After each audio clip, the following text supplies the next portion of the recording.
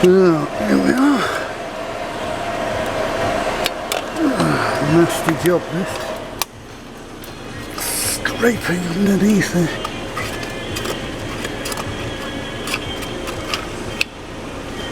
The old sump on this 500 was porous. We've taken it out and I'm just preparing it. Preparing the crankcase before we put some fresh sealant on it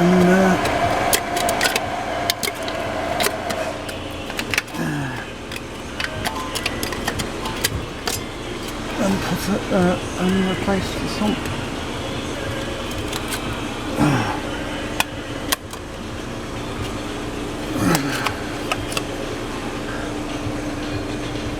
The bloody torch has gone out now, so you can't see what.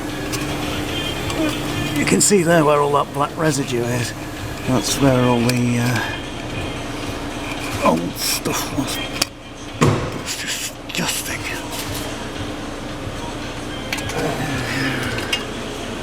Let us in there a minute, James, please. Yeah, sure. Okay. I will see you in the next one.